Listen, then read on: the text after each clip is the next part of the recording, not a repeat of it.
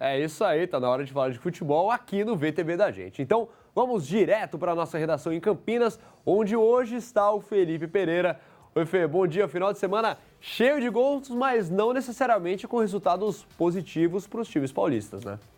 Pois é, né, Pajete? Bom dia para você e para quem acompanha o VTV da gente. Nós tivemos aí os resultados bastante... O peso da balança foi aquela história, né? Para alguns times foi muito bom, para alguns times foi muito ruim, viu, Pajete? Com certeza. E o Corinthians foi um desses times que teve a rodada muito boa para si, né? 1-0 em cima do Avaí aí. Um jogo que praticamente garantiu aí o Corinthians líder e também campeão do Brasileirão esse ano. Praticamente, né, Pajete?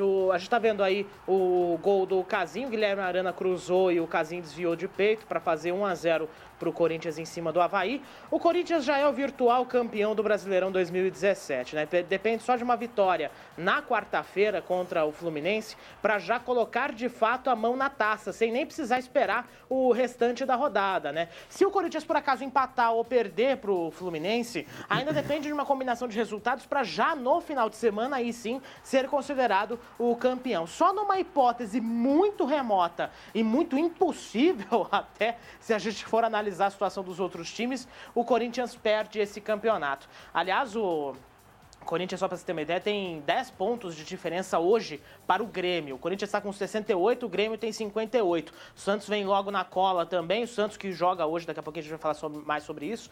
Então tá lá, não tá totalmente definido que o Corinthians vai levar a taça, mas tudo indica que a taça já tá na mão do Timão, Pajete. Não tem mais jeito não. Os outros times não estão fazendo o papel deles. O Palmeiras, inclusive, andou numa fase ruim aí. Ele reencontrou o caminho das vitórias, mas mesmo assim não teve jeito. A torcida pegou no pé, foi pra cima do time, né?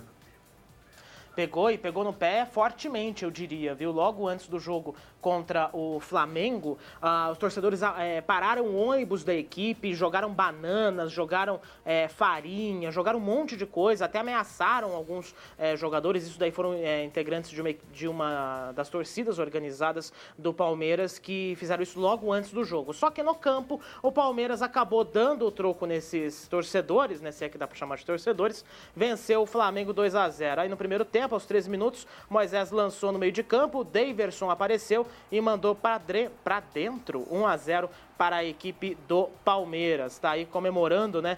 Afinal de contas, fazia tempo que o Palmeiras não conseguia marcar um gol assim tanto no começo do jogo. Tá aí a repetição, Moisés lançando no meio de campo, vai direto, a bola vai limpa pro Daverson, que também ali quase sempre, meio desengonçado, né? Bem verdade, mas foi lá. O que importa é bola na rede. Então, é isso que tá o detalhe. E o Daverson marcou o segundo, inclusive. O Keno jogou pela esquerda, puxou depois para a direita e mandou pro gol. A bola bateu na trave, voltou pro Daverson, que sem marcação nenhuma, aí sim, né? Acabou marcando 2-0 para o Palmeiras. Com a vitória, além de poder dar aquela respirada, né? O torcedor palmeirense estava precisando dessa respirada depois de ter sido zoado pra caramba da última vez. Agora o Palmeiras está na terceira colocação com 57 pontos. O Palmeiras que enfrenta o Sport na quinta-feira em São Paulo. É um dos times, inclusive, que o Corinthians está secando. Se o Palmeiras perder, aí já fica um pouquinho mais longe. O Corinthians ainda ganha uma folguinha até o final de semana, viu, Pajete? Um pouquinho mais longe, tá quase um caminhão na frente aí do Palmeiras também, do Grêmio, enfim, do Santos. E o São Paulo, que não tá nessa briga da liderança aí, também amargou um empate difícil lá, né? Nesse último jogo. Era um jogo de 6 pontos. Na verdade, eu acho que dá até para falar que era um jogo de 9 pontos, né? Porque tanto São Paulo quanto o Vasco estavam precisando dessa vitória a todo custo. Só que o São Paulo até começou bem. Pode rodar aí as imagens do gol do São Paulo. Aos 39 minutos do primeiro tempo, o Marcos Guilherme roubou a bola do Jean, carregou, deu um chutão e marcou. Vamos chegar aí no momento do gol. E abriu o placar para o São Paulo 1-0, né? Esse era um gol também bastante esperado pela torcida do São Paulo.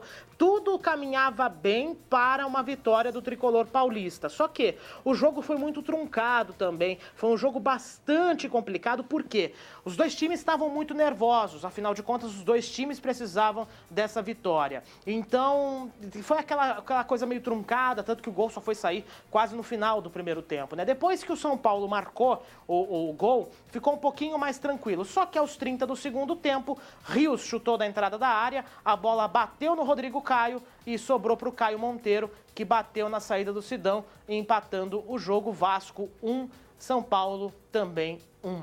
O São Paulo está na 11ª posição, chegando aos 45 pontos, aliás, né, com esse empate, um resultado muito ruim para o tricolor paulista, que ainda está lá na zona de classificação da Libertadores, mas ao mesmo tempo não está muito distante dos times que não entram na Libertadores. Então tem que tomar muito cuidado também, viu, Pajete? Falando em entrar e sair aí, quem está quase entrando pelo buraco é a Ponte Preta, viu? Que tinha tudo para sair com uma vitória em cima do Coxa, mas a Macaca tá namorando a zona de rebaixamento, viu, Felipe? Tá difícil pro torcedor da Ponte. E pelo jeito gostou da zona de rebaixamento, né? Tá na 18ª colocação, depois do empate aí que sofreu contra o Curitiba, bem dentro do Moisés Lucarelli. Agora é o seguinte, hein? O Léo Gamalho fez o primeiro gol da Ponte depois de uma cobrança de escanteio. Foi certinho, limpo, lindo gol. Só que depois, o que aconteceu? Uma lambança aconteceu logo 2 minutos depois, no segundo tempo. Tá aí, ó. Olha. O Iago fez o favor de se atrapalhar inteirinho. Olha que lambança que ele fez. Marcou contra. O gol foi marcado para o Ian Sassi, porque afinal de contas tem que marcar para a torcida do Curitiba, né? Bom, Ponte Preta tá com 36 pontos na 18ª colocação, tá a 4, se eu não me engano, de distância do primeiro time fora da zona de rebaixamento. Tem um jogo de vida ou morte quarta-feira aqui no Moisés Lucarelli contra o Atlético Paranaense.